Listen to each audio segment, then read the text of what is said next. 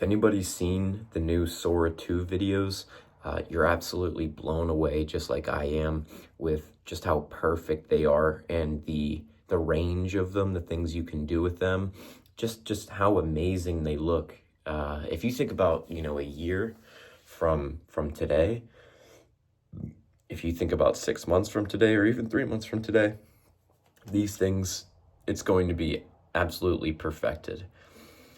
This AI integration with video and entertainment is going to be absolutely perfected. You know how you can find little minor details that are wrong, inconsistencies? I think those are going to go away. And I think, a lot of people talk about, AI slop and this and that, and I get that to a certain extent, but these things are also, pieces of art created by humans. You need a human to sort of create these things, to come up with an original idea. And I think that's pretty cool. And certainly it does scare me, because I see some of these videos and I have to look at the comments, after and see, oh, this isn't real. Like, whenever Sora 2 came out, I think it was like the other day, I think they started releasing videos. I mean, they just blew up the internet because they were so insane.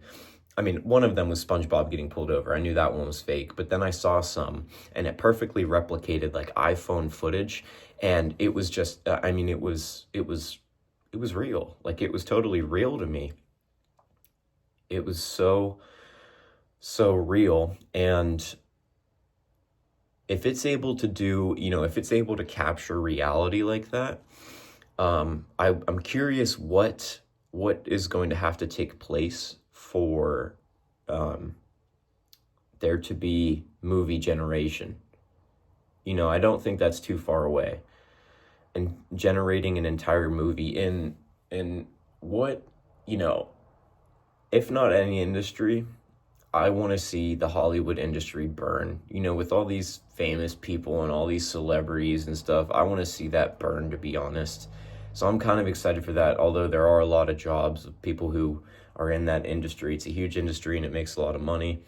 And it is possible for a lot of jobs to go away because, people say, oh, AI won't be able to do this or do that. But the thing is, yeah, it can't really generate a super original new idea, because it sort of has to take things from the past, to take data from the past and things already created. But if you have a human behind that, and they're generating their own artwork, I think it's amazing. And I also think it establishes this meritocracy of art in creation, because, imagine everybody can generate their own movies, right? Everybody can generate their own movies. And yeah, it's going to be expensive, because it takes a lot of computation and a lot of data. In order to be able to do that, you have to have a very large piece of this model for a moment to generate something like that. And it's expensive. But imagine you're able to generate your own movie, your own piece of entertainment, and then you list it on a website, and you can sell it for whatever you want, and it gets ranked among other movies that people have made. And it's just like a review system with movies that come out today. But you can put these things up there, and it's like, if you make the best movie with the greatest idea, that is just the best, well, then that becomes the best, and people want to pay for that. They want to buy that off of you, instead of having these massive corporations build things in their own interest and push certain things that you don't agree with, maybe, or this or that. Well, you can create your own things. And it stops becoming about these huge companies, these huge mega companies, and these huge mega people, these celebrities. And you don't, and I just think it's awesome. And we're going to have so much more to come out. And I think, we're at like the tail end of the past, 20 years of entertainment.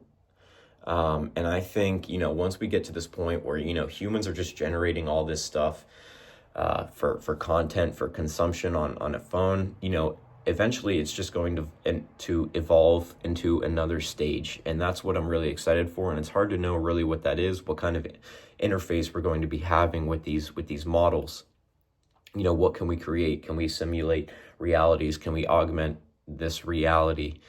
It's going to be pretty cool. Can we make physical things, using this intelligence that we wouldn't really know how to. For example, with a real world interface, if you have a robot, such thing as the Optimus bot, that's going to have this huge brain, sort of just like these AIs do. It's going to have this huge brain. Could you, have 3 Optimus bots, give it a certain amount of resources, it tells you what it needs, and you say, okay, go ahead and build this thing. That is going to be something that happens. It's just going to take time, because you've got to manufacture these things, you've got to train these things. And Elon even talked about, how these things are going to work.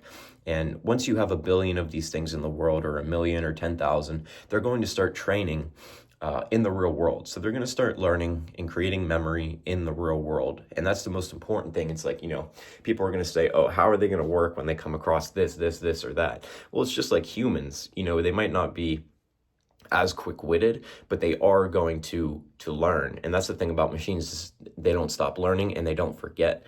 Once it sees, oh, if I just as an example, if I curb my toe like this on the carpet, it gives me this chance of falling. I don't want to do that ever again.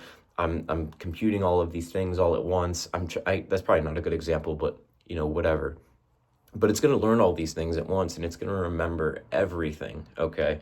And that's going to be our real world interface. And I think that's the point at when we start to see real change in the physical world, because it's only through our phones that we really get to see how powerful these things are and what these things can do.